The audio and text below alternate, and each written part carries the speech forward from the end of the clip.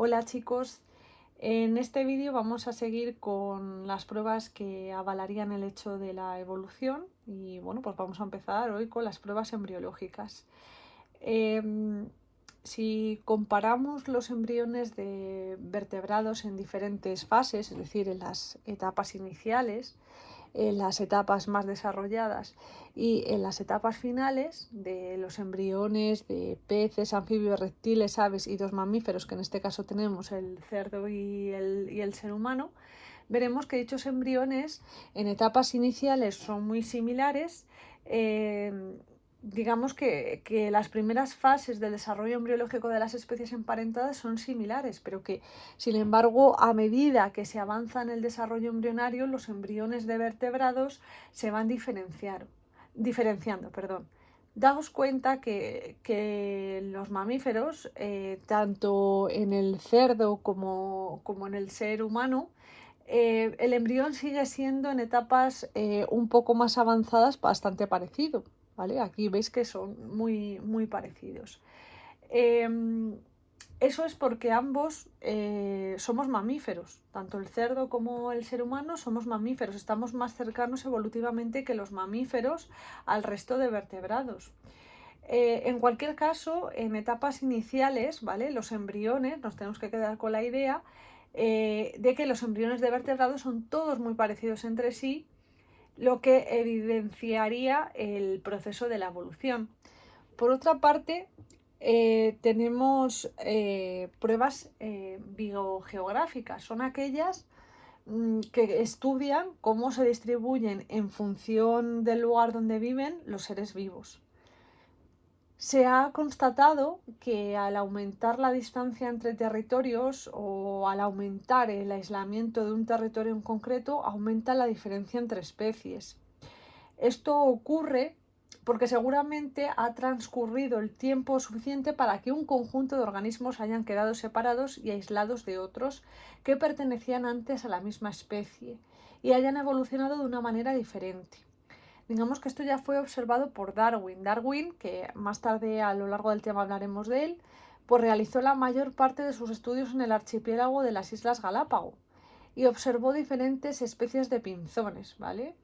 Diferentes especies de pinzones, es decir, de pájaros. Todas las especies de pinzones constató que procedían de un antecesor común, pero que entre ellas había diferencias muy evidentes, sobre todo en la forma de su pico, que estaría directamente relacionado con el tipo de alimentación. Pues algunas especies están especializadas en frutas, otras en semillas, otras en hojas, en insectos, ¿no? Digamos que dependiendo del tipo de alimentación, cada una tenía un pico diferente. Así que seguramente de un antecesor común se originaron toda esta diversidad, todas estas especies de pinzones, cada una de ellas especializada en una forma de alimentación y en función de la isla donde se desarrollaron y quedaron aisladas. ¿De acuerdo? Bien. Luego tenemos por otra parte las pruebas bioquímicas, ¿vale? O moleculares también se llaman. Bueno, daros cuenta de que todas las moléculas que forman parte de los seres vivos son las mismas, ¿vale? Otro ejemplo en el que podemos pensar en ese origen común de todos los seres vivos es que el código genético es universal. La molécula de ADN está formada por esa doble hélice en procariotas y eucariotas. Y también estudios bioquímicos nos dicen que cuanto más parecida sea la secuencia de ADN de dos especies, más cercanas evolutivamente están. Además, las proteínas de todos los seres vivos están formados por los mismos 20 aminoácidos en todos nosotros. Eh, bueno, también estudiando la secuencia de aminoácidos o nucleótidos de las proteínas o los ácidos nucleicos respectivamente, podemos deducir cuánto de cerca evolutivamente están hablando, cuánto de cerca están evolutivamente dos especies, ¿vale? por ejemplo, nosotros compartimos el 99% de nuestro ADN con el chimpancé. Lo que nos hace humanos no es la aparición de nuevos genes. Solo hemos duplicado, cambiado e incluso perdido algunos en los últimos 6 millones de años, momento en el que nos separamos de los chimpancés. Pero fijaros qué curioso que nosotros compartimos con él el 99% de nuestro ADN. Solo nos diferencia un 1%. ¿De acuerdo?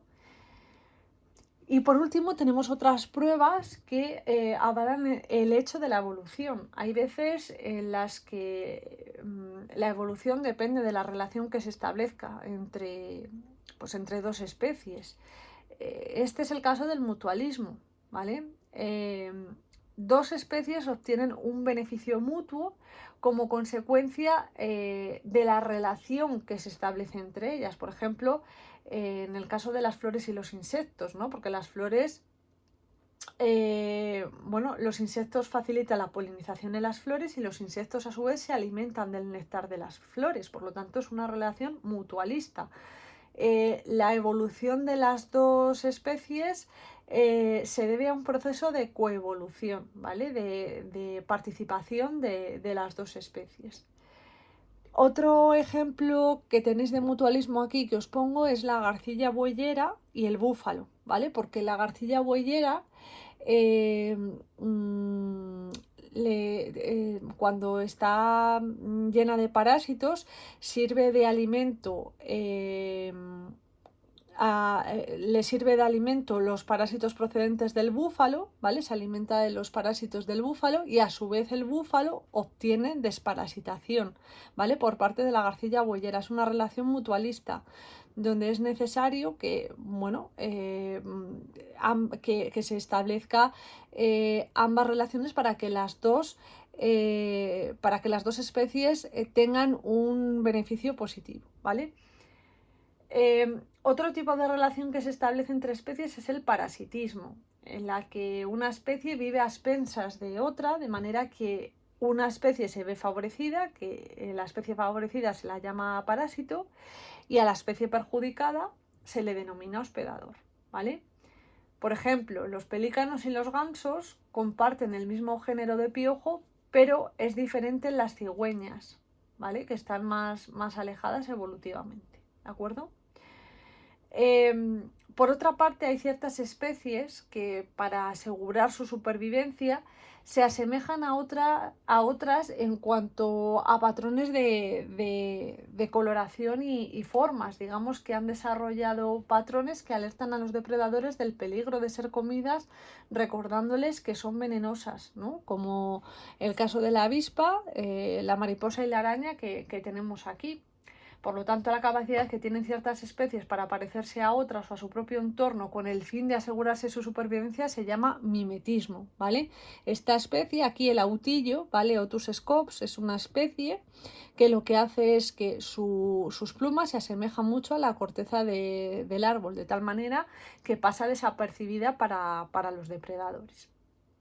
Y luego tenemos otro ejemplo de pruebas que avalarían la evolución, la coevolución, es la domesticación. También tenemos al perro, cuyo aspecto se ha ido modificando con respecto al de sus antepasados, ¿vale? Eh, Aquí, bueno, es que se ve muy pequeñito, pero digamos que la forma de las orejas, del hocico, ha ido cambiando en función de los años, ¿de acuerdo? En el caso del lobo y ha provocado la aparición del perro, tal y como nosotros lo conocemos ahora, ¿no? Y aunque ya lo veremos, por último, aunque ya lo veremos con más detenimiento en el último trimestre, porque vamos a ver la parte de geología, digamos que la secuencia temporal de los estratos, es decir, de cómo se han ido depositando estos estratos a lo largo del tiempo, nos permite reconocer que los estratos con los fósiles más antiguos se encuentran en las capas más profundas y los más recientes pues se encontrarían en las capas más superficiales, ¿de acuerdo? Y bueno, hasta aquí la explicación de hoy. Espero que haya quedado claro y si no me preguntáis. Un saludo.